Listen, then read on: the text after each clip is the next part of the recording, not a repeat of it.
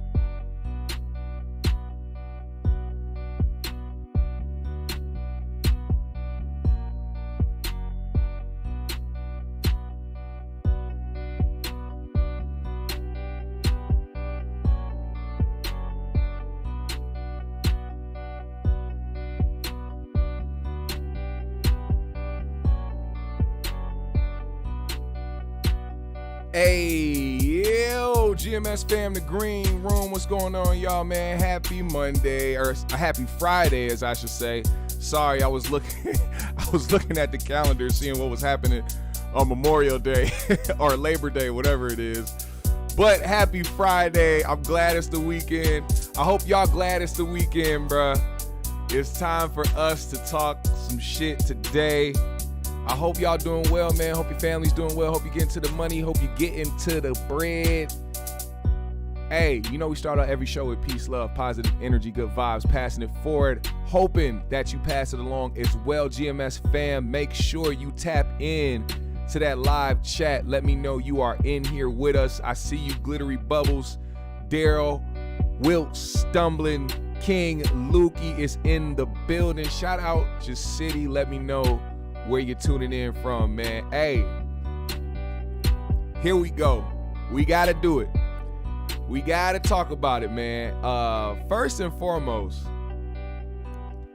before we get to the hottest topic of today, which is the BS High documentary, I want to highlight something first because it is something that we have already talked about in the past, which was the TK Kirkland and Scruncho heated back and forth. What up, 313? What up, Queen Kels? King Lukey, what's up, man? Hey.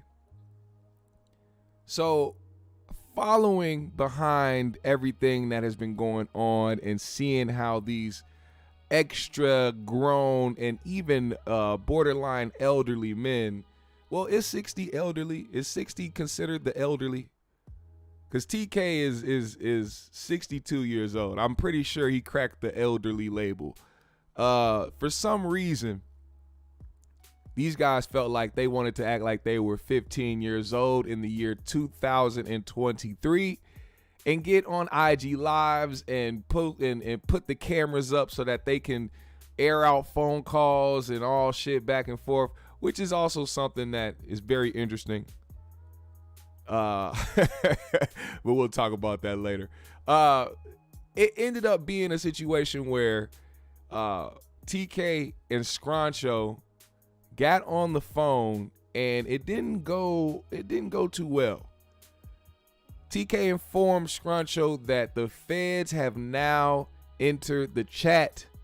See, the thing about when you are doing too much for the camera and you trying to make a moment or trying to go viral or trying to really have some shit pop off and you start saying all this shit, saying a bunch of incriminating things, well, just remember that the police is always watching and they always monitoring. They have nothing else better to do than to investigate and watch shit and try to get you jammed up. So everything that you say on the internet, you have to be cautious.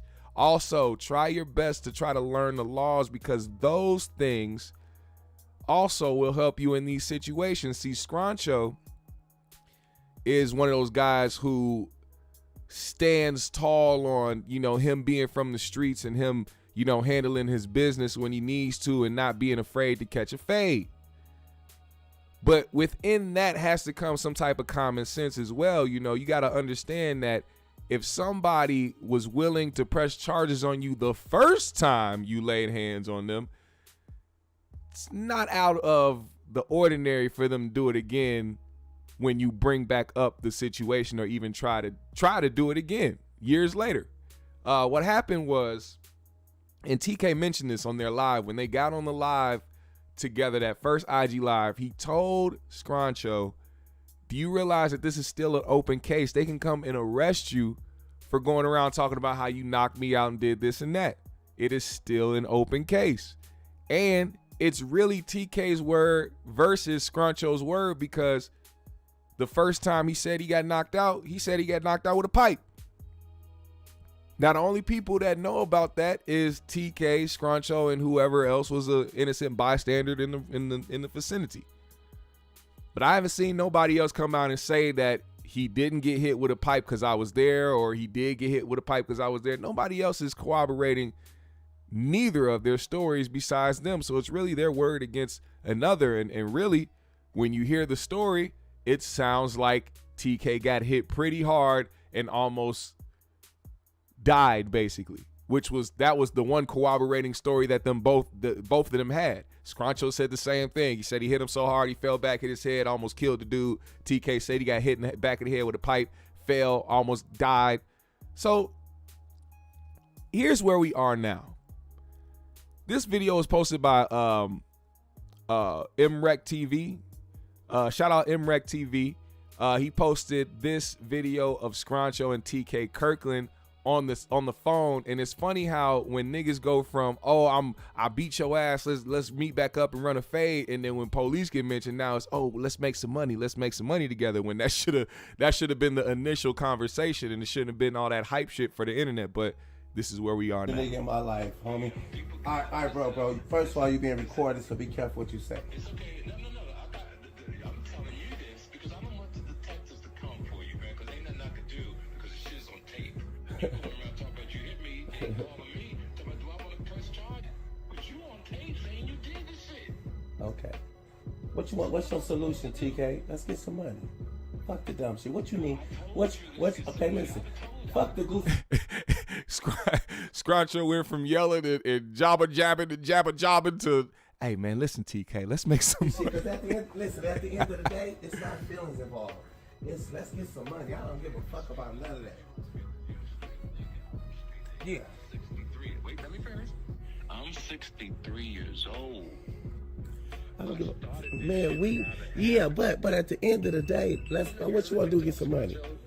I'll let you. You gotta talk to all them other people. You can't out talk to me because I'm gonna talk to you like a man. So what I'm saying to you is,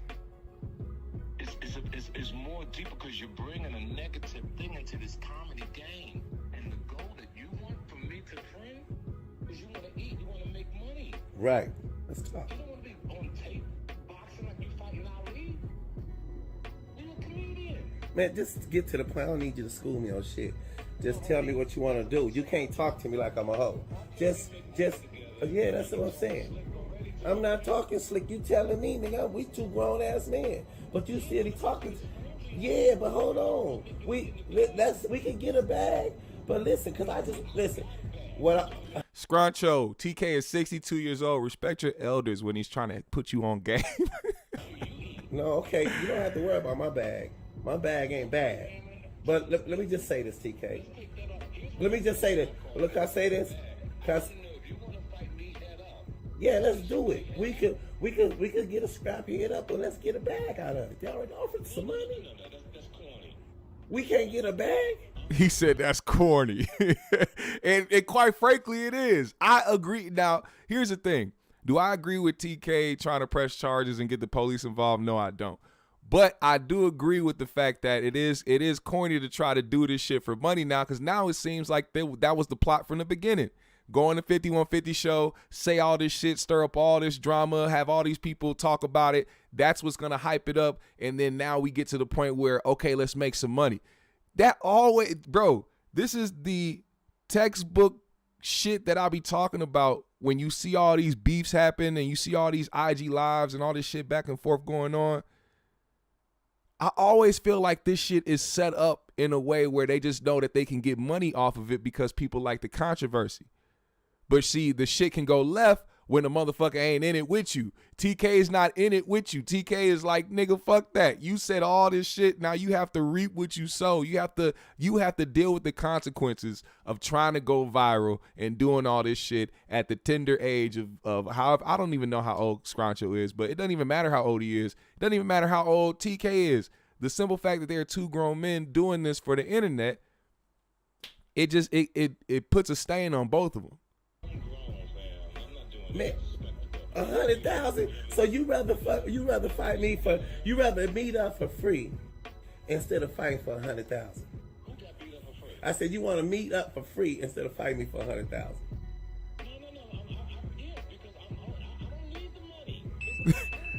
No, let's get it. I don't need the money.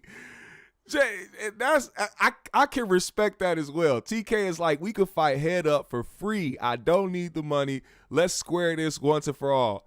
If we can square this once and for all as men, fight head up, win, lose, or draw, TK is fine. He doesn't need nothing else other than that. I think when you test somebody's manhood, especially at the age of 62, you test somebody's manhood, it don't matter. They always, and TK now, you know TK got that old man strength now. All right? TK got old man strength. He hit you one good time, motherfucker, you can get hit right back to the segregation era, motherfucker. You better don't underestimate what he is now because of what happened back then. Today, you should listen, homie. I ask you one thing, TK. Stop telling niggas I snuck up behind you and hit you in the head with a pipe. That's all I say. Man, on my soul, I would never do it. Listen, I love you too much to even listen. I don't listen. Well, take me to court then. Let's go to. Well, do what you do. Do what you do. Go to court then. Let's take it to court. He said, not a damn nutter hit you in the back of the head with a pipe. TK, not a damn nutter. Because if I listen, let me just say this. I would never listen. I love you enough not to. I would hit. Man, listen. Man, you're not listening though. Your problem is you don't have the ability to listen. You don't have ability to listen. You don't have the ability to listen. Man, listen. I don't want to. At the end of the day, homie, listen. I would never fight. Man, listen. I stand on the truth. I don't know that bitch. That number one, I would never put a female on the phone. My nigga, you disrespect my daughter, you sucker. Now, when did he disrespect? I don't remember that. I don't remember that happening. He claims that TK disrespected his daughter and some other shit. I don't remember that happening. I watched that live. I don't seem to recall TK disrespecting anybody's child. I did see somebody being very weird when it came to a child in that live video. Some of y'all know what I'm talking about. But I did not see TK disrespect anybody's child in that video. Either way, I hope that this is I do hope that this is the end of it, man. At this point, knowing where TK stands with it and knowing where Scruncho is with it, Scruncho being the person that's trying to capitalize, make some bread off it, TK being the one that doesn't necessarily need the bread or want the bread or even want to make a spectacle of this, but really just wants to meet up behind the scenes and squabble and let it be that. I think at that point it's over with. I think at that point these niggas ain't gonna meet up. They're not gonna cross each other's paths again. They not finna fight. This dragging it on with TK and Scruncho, it's not lucrative anymore. It's starting to look very weird, very lame, and very corny. And I would rather these legends in the game maintain their integrity and not diminish their legacy by doing some foolish ass teenage shit like going back and forth on IG Live or having somebody record you while, you know, trying to do some shit for the internet. It's like it don't make no sense to me. So I hope they get done with that. Now, all right, guys, we have to speak about this documentary. This crazy ass nigga by the name of Roy Johnson. This motherfucker here. When I tell you that this man is a psychopath, narcissist, sociopathic weirdo, that is an understatement. Roy Johnson was the head coach of Bishop Sycamore High. It's a fake school with a fake athletic program and a fake ass coach who led these kids to believe that he was doing something positive for them, only to realize that he had them all in one big elaborate scheme to fraud and fake and destroy their careers as young, athletic, promising ball players. It's very hard to watch this documentary once you get to the part where you see one of the athletes, one of the young kids, teenagers, I don't know how old he is now, but doesn't matter. He broke down in tears. It was a very sad thing to see because you got to also see Roy's reaction and his former or current assistant coach, whoever that other guy was. I don't even know why he was there, but you got they sat them down, gave them an iPad and had them watch that kid's reaction, had him break down in tears. He was devastated at the fact that his career, his football career, could be over. And this man, Roy Johnson, was the sole reason why this happened. This is on HBO Max, by the way. BS High documentary is on HBO Max. If you haven't seen it, I strongly suggest you go watch it. Now, it's crazy because this whole documentary started out with him sitting down and asking, does he look like a con artist?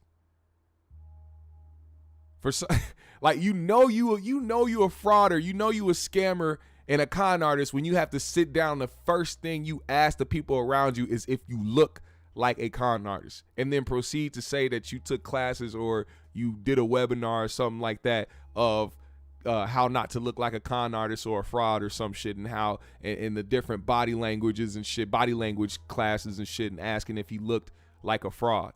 That is the most insane way, and I'm glad they kept it in because you could tell it was some B-roll shit. It was just them with the camera on already, and you know, before they told him, all right, let's go, action, let's talk about it, he was really on some weirdo shit.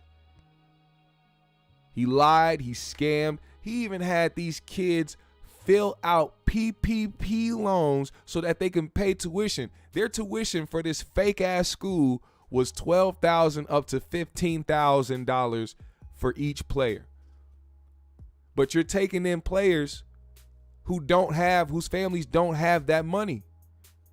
So for him to get that tuition, he had all these young teenage dudes fill out PPP loan forms so that they can get bread to pay tuition to him. I mean, master fraudulent nigga.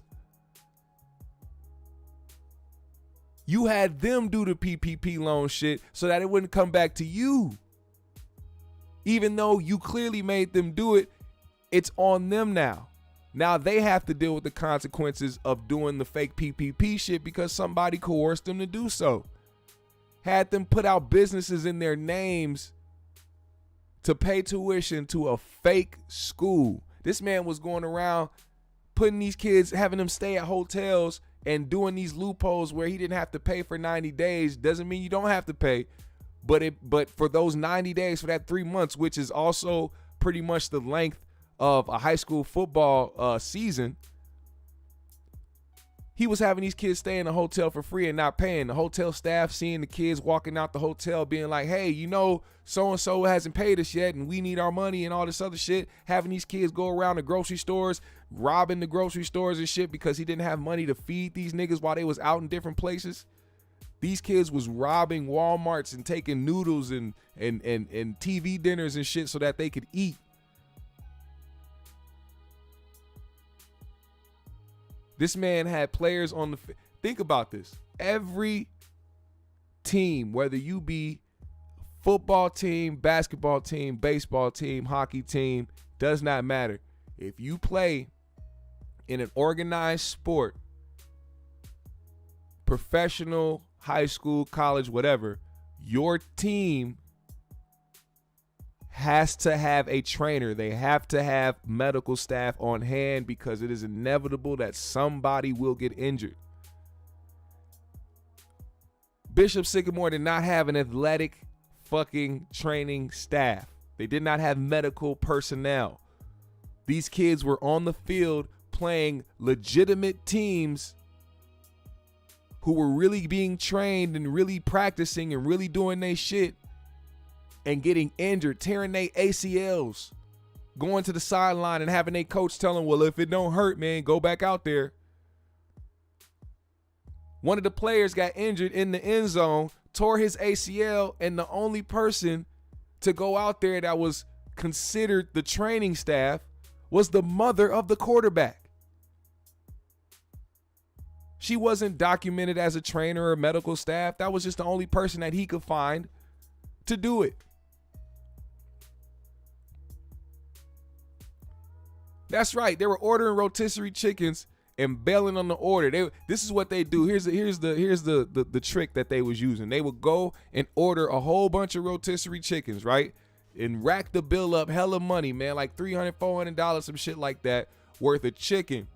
And then cancel the order so that they just sit on this order and then they come back before they go to the grocery store before it closes and they buy the chicken for like $2 a fucking piece. Because it's just been sitting there all day. This was a fucked up individual. Do you know how he was recruiting these kids? He was recruiting these kids going on Twitter, mass tweeting individuals. He was just adding different high school football players and saying, DM me. Just spamming the shit. DM me, DM me, DM me, DM me. Trying to get kids to join his fake ass school.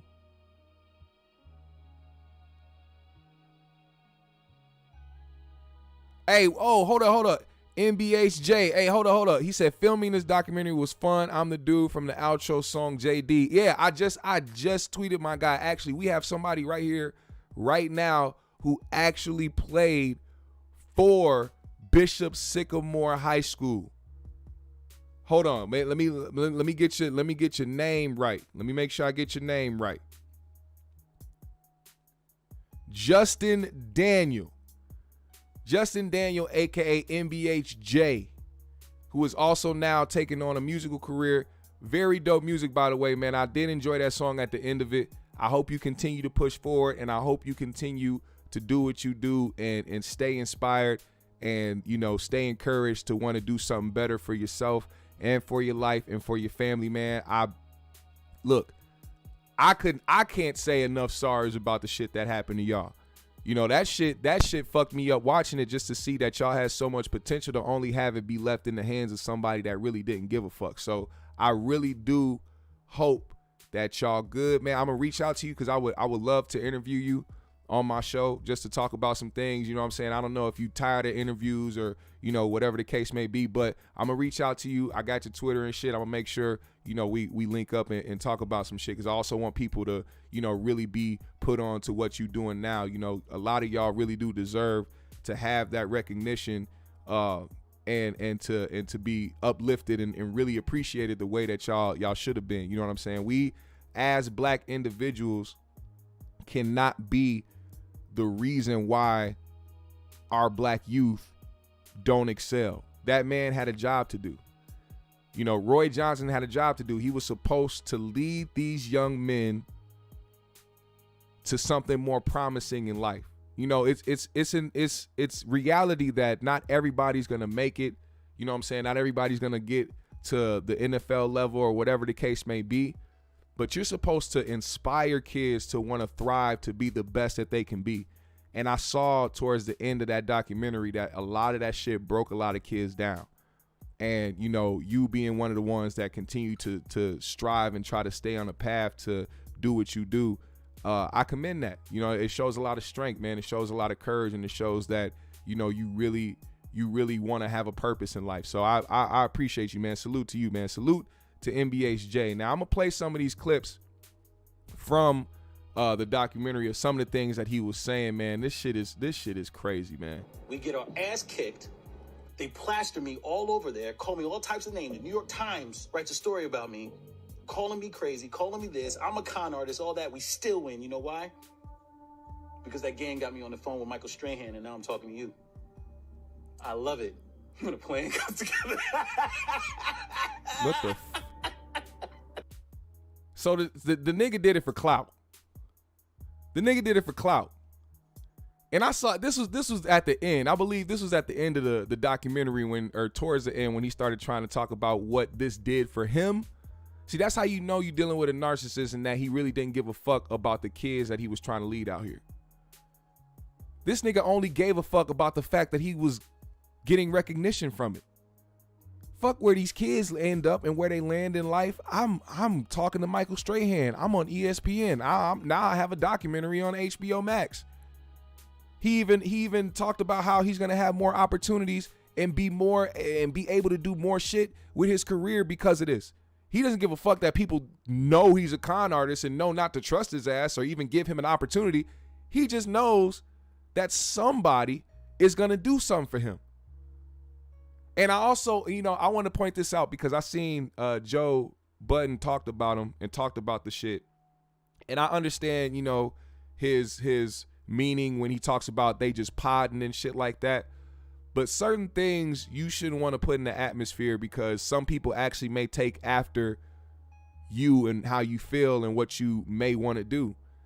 You know, Joe, you know, talking about some of these kids and, you know, making jokes about some of these kids. All right, I get it to a certain extent, but at the same time, you're not doing anything more better than Roy did to these kids and continuing to, you know, let them down or put them down in the way that you were doing, and then try to say that you want to, you know, help fund Roy Johnson's podcast and shit like that. Now, I think Joe Budden will really do this? I don't know, probably not. But to put that in the atmosphere to make it seem like he could be the next entertainment god and shit like that, or somebody who would do well in the entertainment space or in podcasts, that to me is like, let this motherfucker crash and burn. We can't give this guy any more opportunities in life. This is somebody who needs to feel the consequences of the things that he did to these young men. Look, let me, hold on. What else we got here, man? I want y'all to hear this guy right here try to explain things that happened in this documentary. And he kind of puts it very well when explaining who this guy is in the whole Bishop Sycamore documentary. Listen to this. If you're thinking about watching the Florida documentary, don't watch the Bishop Sycamore documentary instead. It was absolutely unbelievable. This man right here, Roy Johnson, the guy who founded the school and was the head football coach, is one of the biggest con men of the 21st century. This is one of the most unbelievable graphics I've ever seen. This guy was running a high school that had 0 graduates for 3 years, 0. On the paperwork submitted to the state of Ohio, they said that the school has 3 enrollees, but they had a football team of 50 players, high school team, but only had 3 kids. I mean, how did you not even wasn't this red flags from the beginning? How did somebody stop this when it first happened? Why didn't somebody look at this documentation and say, man, something's not right here? How you got a whole team full of 50-something players, but only 3 individuals are enrolled in the school, and all those 3 individuals even players on the fucking team? I mean, this was a team of full grown men. Look at this, full grown men on this team. Grown men. It was a high school football team. Now, the validity of that, I don't know. I do know there might have been some grown individuals on the squad, but there was a narrative that the entire team was full of grown men, and they weren't. That is a lie. It wasn't an entire team full of grown men. He had some high school individuals on that team and had people from the ages of 18, 19, so forth on the squad. Don't let that narrative overshadow what he was doing. This guy was unbelievable. They had a kid on their team who played junior college football for 2 years. He was a sophomore. God damn. They had this guy on a high school team and they weren't even good. Whew. Listen to what Roy says about his high school. He created a new school. Listen to this. There go MBHJ, by the way. Shout out MBHJ, man. There he go right there in the dock. Listen to what Roy says about his high school. He created a new school. Listen to this. So our school was a hybrid of a high school prep school. I don't understand. Completely made. He made up a school. A hybrid of a high school prep school? A hybrid? Nigga, you out here making hybrid high schools? Yo, you need... Bro. What's the high school age limit?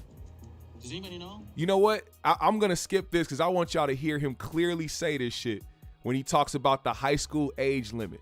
Hold on. This shit right here. What's the high school age limit? Does anybody know? Is there some type of organization that says how old you have to be to play high school football? Where's that manual? Does anybody have that?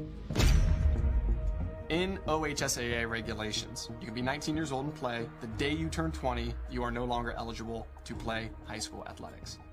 It's so funny how he was like sitting there during the documentary saying, is this legal, or is there any rules to this? And immediately right after he gets done talking about it, they show you the exact rules where it shows that this motherfucker couldn't do what he was doing. You are no Hilarious. longer eligible to play high school athletics. Cool. What does that have to do with us? We're not OSHA. Wow. So what are you talking about? What, to play with OSHA school? I'm not OSHA. We weren't OSHA. There was nothing about us that was OSHA. I didn't belong to OSHA. I wasn't an OSHA member. Everything about that organization is just disgusting. And then they run around and call themselves the state, but they're not even governed by the state. They're just an association. The association that sets age limits in Ohio. They're just an association. Yeah, the association that sets age limits in the state of Ohio. Did I break a law? Is it illegal? Am I in jail? Some things there This aren't guy. laws against because people lack the imagination that anyone is unscrupulous enough to do that. No, it's just Ben Ferry, OSHA, and what they thought. It's your opinion. Roy, the issue is that you lie. Bishop Sycamore agreed to comply with OSHA rules.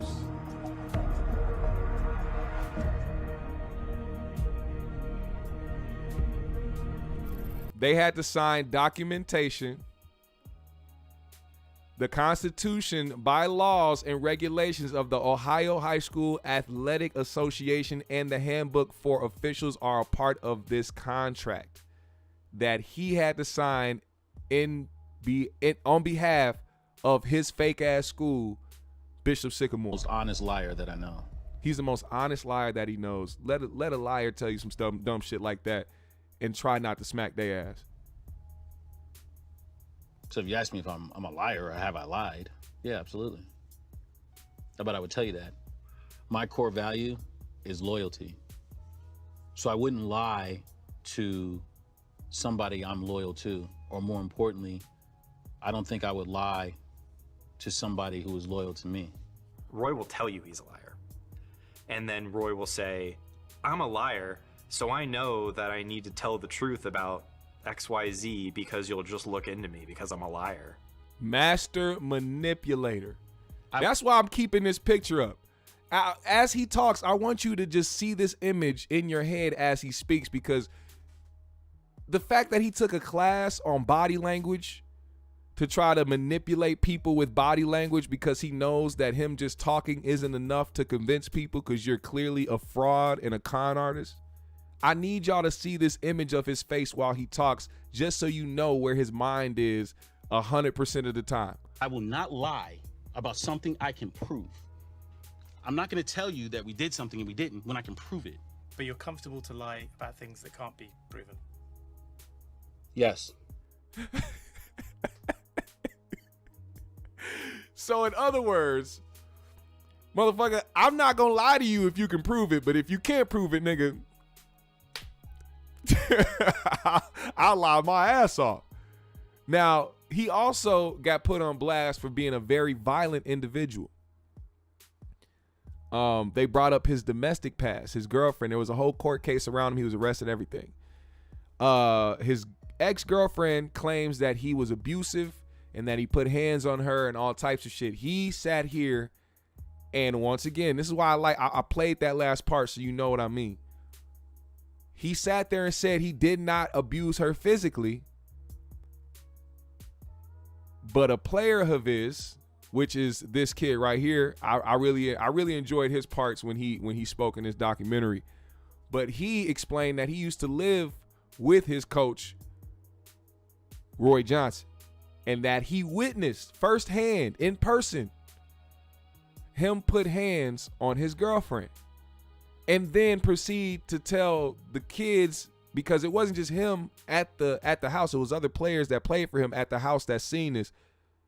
They heard him say, "Look what you made me do in front of the kids." Now, if a nigga gets up and just smacks the shit out you and punches you and puts hands on you because he's abusive and then tries to tell you, "Look what you made me do," you either gotta run away from that nigga or kill that nigga. I'm sorry, that's just reality. I'm not gonna tell you to do some Tyler Perry ass movie shit. No, you don't throw them grits, nigga. You gotta shoot that nigga in the face or something, because he's trying to manipulate you to keep you around, to continue to beat your ass. And I don't like that shit. We don't condone that shit. We don't support that shit. Niggas that do that shit really are scared of other men because they know that they get their motherfucking ass beat. So those are only two options, man. You got to run for your life or take a life. If a motherfucker's doing shit like that, that's a manipulator, a mass manipulator. Most dudes, most abusive niggas will do shit like that. Tell you it's your fault why they putting hands on you or any other reason why they sticking around trying to be abusive. It's like everybody has an option in this situation. That man has the option and the choice to not abuse you, but he does it anyway because he likes it. And at that moment, you have an option to leave that man or to regulate that nigga. Now, I went on a little bit of a tangent, but it has to do with certain things that certain people do. He also explained a moment when his coach was driving in the car and the players, he had some players in the car with him. And as they were driving down the road, there was a school of geese walking across the road. This is what a young Lil Wayne had to say about the situation.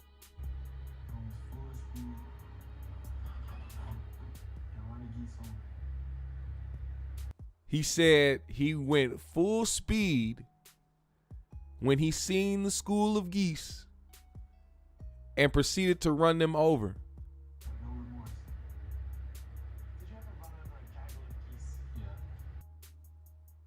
Then he admits it right there. Because they're taking everything that these kids are saying and asking them about. They aren't just interviewing these kids, and running with what they're saying. They're asking Roy, because they interviewed the kids first. They're asking Roy off of what these kids said if he did these things. And here he is admitting to it, yes. What he didn't admit to was the other side of what happened afterwards, which that young man explained right after he ran him over. He put the car in reverse and then sped backwards and hit him again. And then quoted was saying, "Oh, there's nothing like the smell of fresh blood in the morning." Psychopath.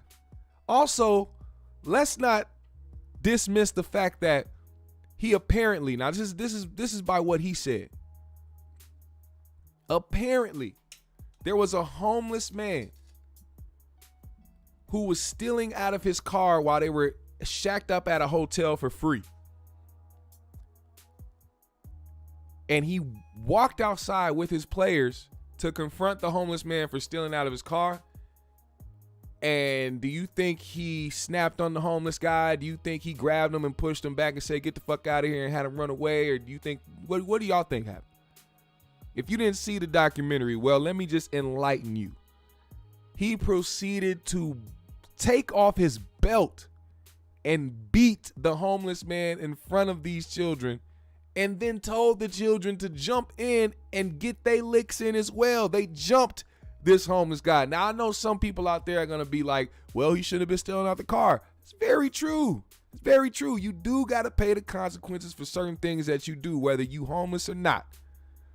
But that is psychopath behavior. Like I said at the beginning, this man is supposed to be leading these young men. He is supposed to be teaching these young men. He's supposed to be trying to help them be better young men as they grow into men. And this is what he was having them do. PPP loans, not getting no medical help on the field when they get injured, having them beat up homeless men, running over geese in the road and trying to make them seem like that is something that you need to do or an attitude you need to have before stepping on the fucking football field. No, you are a psychopath.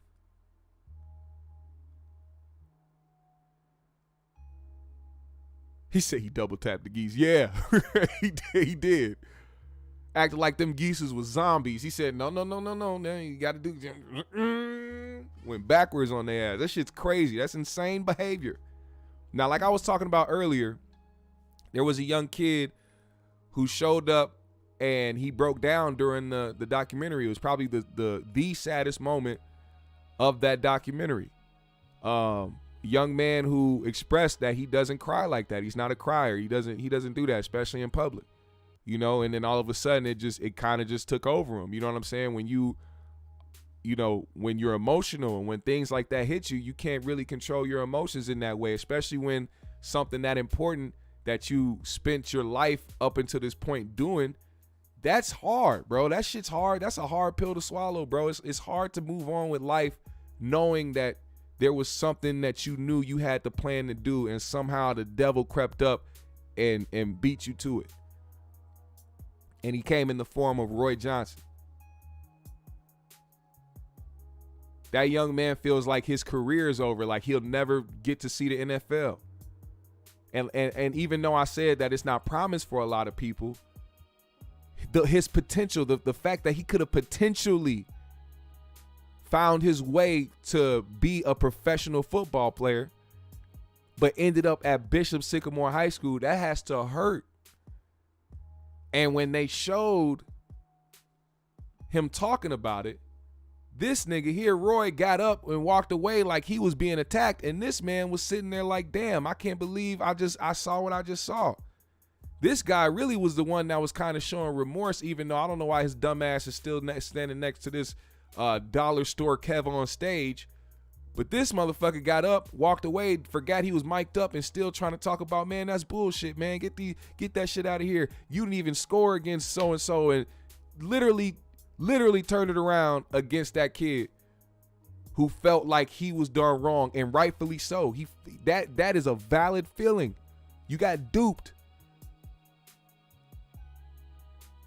And somehow this man felt like it was an attack on him.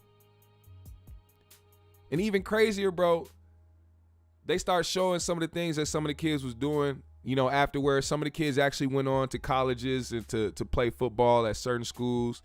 They talked about some of the kids, still having aspirations to get on the field and shit like that.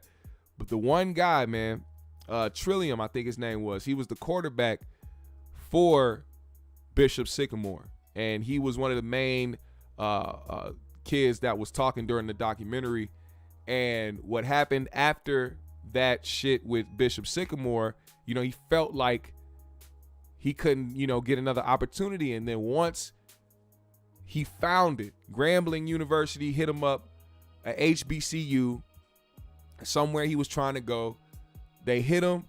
They gave him an offer. He was right there. jerseyed up, all that shit. Ready to play for Grambling, ready to be a QB, ready to restart his football career so that he can finish that goal of getting to the NFL. And as soon as Grambling found out about Bishop Sycamore, they retracted the fucking offer. I mean, ripped it out of his fucking hands. Imagine being so ready and so prepared and even get to the point where he had on the full uniform. They showed him in a Grambling uniform. To have the stain of Bishop Sycamore, a school that you didn't even have. He was not part of the fake school. He was just there playing, thinking that this was legit. But he has to pay for the consequences because of what this nigga Roy decided to do. And as unfair as that sounds, that's how the world works. This is why this nigga needs to pay the consequences for his actions. He destroyed multiple lives and then went on to act like everything was okay. And everything is cool now because I was on the phone with Michael Strahan and got on ESPN. And now I got a doc on HBO. That is somebody that needs to learn from his actions. And although we can sit here and demonize him and talk shit, rightfully so, as they explained in the documentary, he is only but a symptom of what is happening. And the reason why why he is even allowed to do this is because of the rules. See, what's crazy is, regardless of how fucked up this is, he can't go to jail for this. He's not going to get locked up because technically he didn't do anything illegal. All he did was rack up debt. Now, he could potentially probably do time if he doesn't pay off his debt. But when you're talking about a master frauder and a con artist, who knows? That debt could be eventually paid at some point. Exactly. Some type of street justice must happen. We can't have a person like this feel like they can do this shit to teenagers, to kids. He confidently said there will be another Bishop Sycamore High School. He confidently is talking about the fact that he's going to continue to do this. As a matter of fact, you want to know what's even more fucked up? One of the parents, the mother of the QB, said that she's still getting invoices for tuition. How is that even happening for a fake school? This man has the audacity to be sending off invoices to parents for hundreds of dollars to pay tuition to a proven fake ass, fraudulent ass school. Think about that. There needs to be something done about this nigga.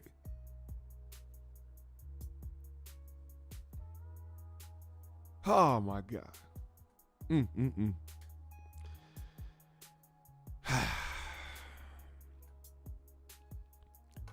Speaking of turmoil, here we are once again with a Boosie and his daughter update. Now, if you guys recall, a couple weeks back or so, Boosie's daughter went to IG Live as these young, ignorant, unappreciative, dumb kids do and started trying to put her father on blast. He didn't beat her. He didn't berate her. He didn't lie to her. He didn't steal from her. All he did was took back a vehicle that he bought for her because he felt like she was in on the scheme that her mother, Boosie's baby mama, was trying to pull on him, which was put him on child support and then call her daughter to come back home so they can just collect a bag every month and not give a fuck about everything that Boosie has done for this child. Now, Boosie being somebody who I always continuously have to tell people, stop trying to compare him to a regular parent. We cannot compare Boosie to a regular parent. He's parenting the way that he knows. He's a Southern nigga. He has a unorthodox way of parenting, but at least he is trying to do that in a good way. And what I mean by that is still try to provide for all his kids, still try to put them in things, can create trust funds, all this shit. doing these things for his kids to try to set them up in life and not just thinking about himself. We all know that Boosie loves his kids. That's a fact. There's not a lot of people out here that display their kids or constantly talk about how much they love their kids or even see them around their kids. Boosie is one of those people that you will continuously and constantly see him around his children. Now, if Boosie feels slighted or if he feels like you're trying to pull one on him, well, go be with the vultures, go be with the snakes. If that's what you want to be, go be that. And I don't blame Boosie for feeling that way. Now, his daughter came out calling him all types of shit, bitch ass niggas and all this shit. Oh, he took my car away and he's this. Now all of a sudden, that's the crazy part about it. That's what these young, dumb motherfuckers don't realize. You look like more of the dumb motherfucker in the person that's worse in this situation, because Boosie was all cool and it was all great and he was all your dad when he was giving you shit, giving you money, giving you cars. But when that shit is gone, now all of a sudden he a sperm donor. He ain't shit. He ain't been there. He ain't this. He ain't that. Clearly you are there for a certain reason. Clearly you are being coerced and taught by your ain't shit mother to act the way that you acting towards your dad, the only one that actually has been providing for you. Your mom ain't been doing shit but looking for him to do the shit. Now, she tried to put her father on blast along with her mother, because this is another trait that proves that her mother ain't shit. You sitting here in the background, I think this little girl, how old is she? Like 15, 16 or some shit like that, 14 maybe. And her mom in the background allowing her to go on the internet to talk crazy about her dad and try to put recordings out there of her dad talking crazy. Listen to this. He broke my heart before I could. I don't even know what that means. Listen. I'm a little girl. Dog, you all that girl. Oh, no.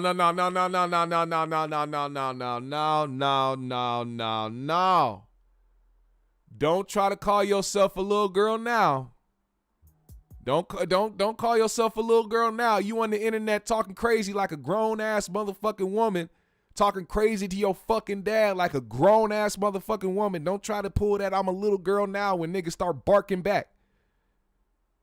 See, you had the privilege of your dad not talking about you crazy the first time you tried to talk to him sideways. Now that that's over, now I'm a little girl. Listen to how you talking. Don't nobody give a fuck about that. You be busy. Tell that bitch I'm taking all my wheel in the morning. I'm taking all my shit in the morning. You call my daughter a bitch? Tell that bitch I'm taking all my wheel in the morning. You call my daughter a bitch? I'm a black her fucking eye when I see. I wish you would put your hands on my car. Bitch out and hustle for y'all motherfuckers. And we're gonna do me. We're very thankful. Let me tell you something. When I tell you that I understand but don't understand, because I'm not on a Boosie's level financially, famous wise, whatever the case may be. But even niggas that aren't on that level, who do the most for their family, do everything they can to provide it for their family and get shit on, you have to understand where he coming from. He talking about he finna take her out her will. Why wouldn't he? For a motherfucker that's calling him a sperm donor, going on the internet trying to expose him and trying to say he ain't shit, calling him a bitch ass nigga, all types of shit, and that he ain't really your dad. But you mad that he gonna take you out the will? You trying to put him on blast because he telling you don't want it? He gonna black your fucking eye? He should have. The way you was talking crazy to this nigga and all the shit he done did for your ass, you ungrateful ass little ooh. Tell that bitch I'm taking all my wheel in the morning. You call my daughter a bitch? I'm a black her fucking How stupid do you look? How stupid does she look trying to act? Oh, look, you guys see? Do you see? You see? Look, this is y'all favorite rapper. And meanwhile, people like, yeah, I agree with him. I wish you would put your hands on my car. Bitch out and hustle for y'all motherfuckers. And we're gonna do me. We're very thankful. So the video said, like your bitch ass brother. What does your brother? I'm gonna see if you can swim like your bitch ass. You ain't do nothing to my brother. Your bitch ass. You ain't do nothing to my brother. I'm gonna see if you can. You ain't do nothing to him. Breathe like him, bitch. You ain't do nothing to him. This crackhead ass mama hoe. You ain't do nothing to him. Ooh. 13 and you talk like I'm 16. 16 years old, talking about you a little girl and he shouldn't be talking to you like this. Aww, the tears. Now, remember when I talked about him putting things together and things like a trust fund? Let me let y'all in on this little shit right here. This video I wanted to post. This is from Academic Stream. He was talking about this situation. While he was doing this, because I didn't see the whole Instagram live with her talking. Matter of fact, I'm not very interested in what Boosie's daughter has to say. But when I heard this part, I said, oh, it makes so much sense. Her mom is teaching her how to be a ratchet, no sense having ass bitch. That's what's happening. You don't even know anything about putting shit in a bank and saving it and holding it and getting interest and creating a trust fund so that you can have some bread when you get older. She tried to tell a story. Now, this is the thing. Every time she has tried to expose Boosie for something, it has made him look like a better father. Which is insane to me because she clearly didn't understand what was happening because she got an ain't shit mom that's coercing her to feel the way that she feels and to act and to speak the way she's speaking to her dad. Boosie, on the other hand, was trying to do something good for this ignorant, ungrateful ass little urchin.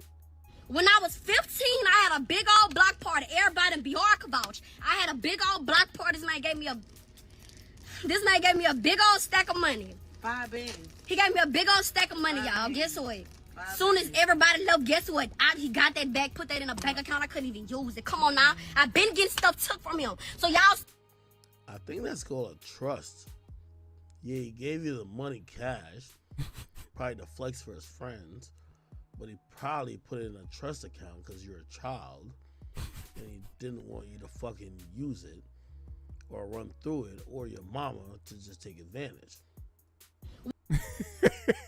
The way that it's so funny because the way that academics explained that had me dying laughing because he was dead serious about it. And he was just like, it seemed like he was actually stunned at the fact that she was even telling this story like it was something that was bad. Basically, she said for her birthday, Boosie gave her a stack of money. And as you can hear her mom in the background, 5 bands, 5 bands, 5 bands. Oh, ignorant ass wench. He gave her $5,000 cash for her birthday. And then when her birthday was over, he took the cash and put it in a bank account where she couldn't touch it. Sounds awfully like a fucking trust fund. Sounds like your dad was setting you up for success. Sounds like he was trying to keep you from going down under when you become an adult. I don't know. That's just me. Trying to cut that generational tie that you have with your mom where she ain't shit and don't know shit about finances. All she knows is how to put a nigga on child support and try to take money from a nigga that got it. He trying to teach you some financial stability and how to save your money and stack your shit. And you over here talking about what he took from you. Insane behavior. Now, Boosie, I'm not even going to play this video. Fuck this video. Boosie has some things to say about this situation. I'm going to play a little bit of this. Watch. You seen your brother interview? I don't want to see that nigga interview. That nigga's a con artist, bro. Straight con artist. I don't want to see his interview. I don't fuck with him. I don't fuck with his children. We don't fuck with them, bro.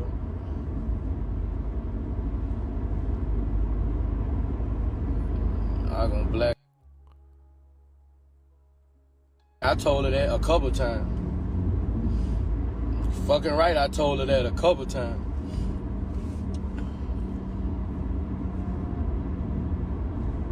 Yep. I did it, yep.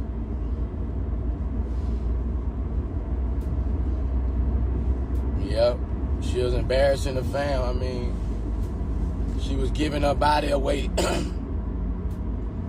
at football games in the bathroom, man. I mean, holy. She going to my son's football games, having sex in the bathroom with boys. I mean, I probably told her more than that. Shit. Man. That's the kind of daddy I am. Oh, man. See, and that's what be making these kids think they grown.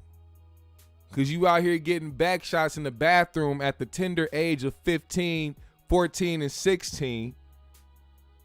But then you want to talk about how you a little girl or how you a child because you confused while your daddy going off on your stupid ass. Shit don't make no sense, man.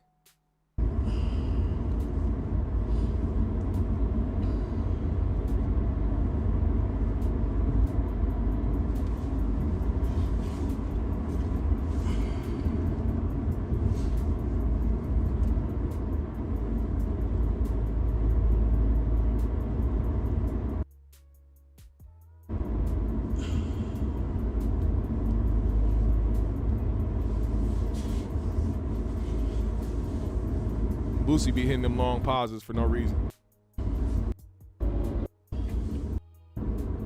This nigga was silent for 7 minutes. You giving away yourself in the bathroom at games, at my son's football game. I ain't going for it.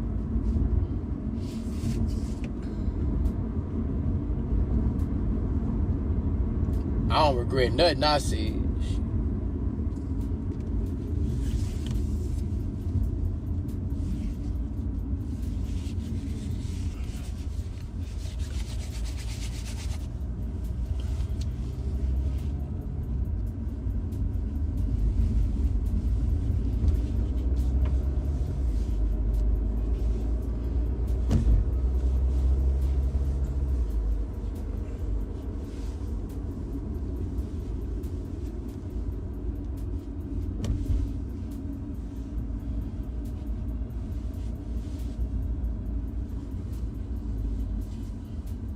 If we gonna keep it real, we gonna tell it.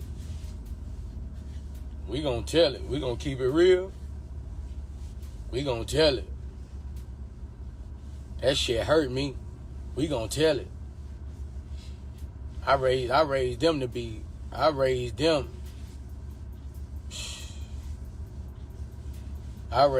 to be precious gold. My daughters, I raised them to be precious gold.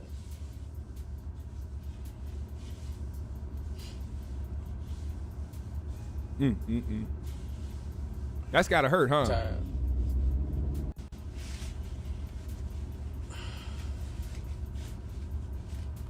But honestly, like mother, like daughter. Like mother, like daughter. Boosie knew his baby mom with that little girl that he had that little girl with. He knew his baby mom wasn't shit. He knew she was just a hood rat, back bottom gristle lump having ass hoe. And he still impregnated her. So that also has to fall back on you, Boosie, unfortunately. That's the messed up part about it.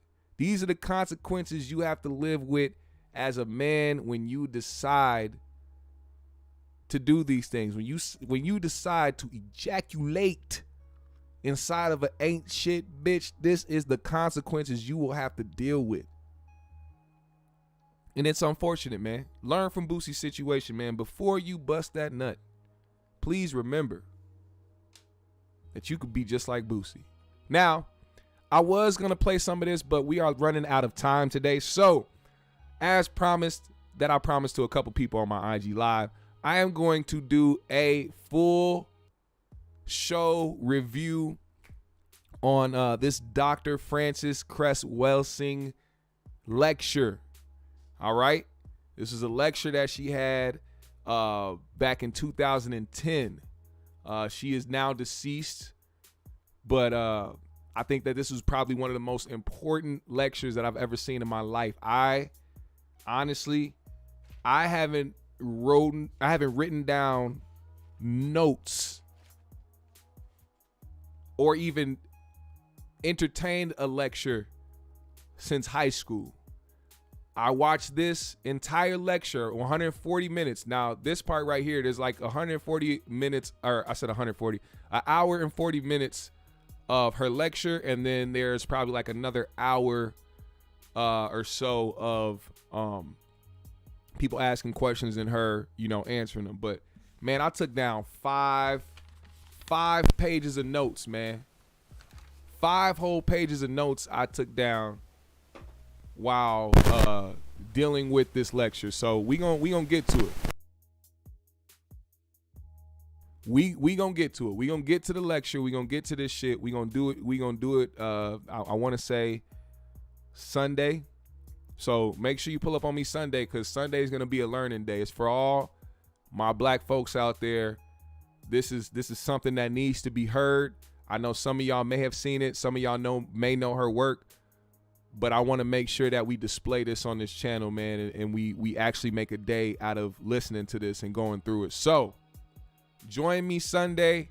Y'all know what's going on, man. GMS fam, the Green Room. It has been a dope show. I appreciate every single one of y'all for pulling up. Make sure you hit that like button on the way out. Follow me on my socials. I'll follow everybody back. Hit that Cash App if you are feeling generous, man. I told y'all, GMS fam, we are doing the GMS Fund, man. We are trying to build this platform. We need new equipment. We need new cameras. We need just a whole bunch of shit, man, for this platform to continue to thrive and continue to push forward, man. So if you want to donate to the GMS Fund, this is the best way to do it here on the Cash App, man. I would have really appreciated GMS fam. Also, GMS episode 7 is out now on Bandcamp. Go get that Beat album. It is one of the dopest shits that I've made so far. More to come. Trust me. I appreciate every single one of y'all, man. GMS fam, the Green Room. Put a GMS in the chat, man. It's been a while since we did that. Put a GMS in the chat.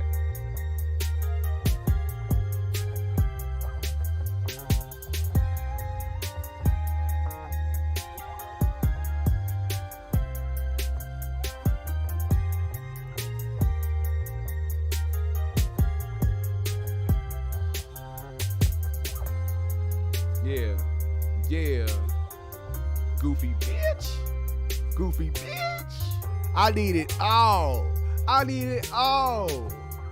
Brand new socks and drawers.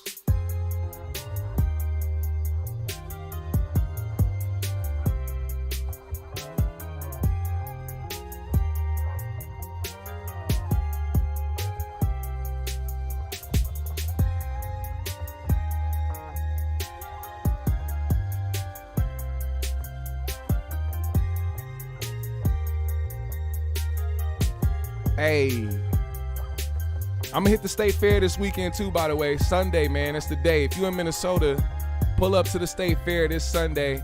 We gonna be there. I'm gonna be smoking some of the best. Come find me. Let's eat some good food, man. GMS fam, the Green Room, we out.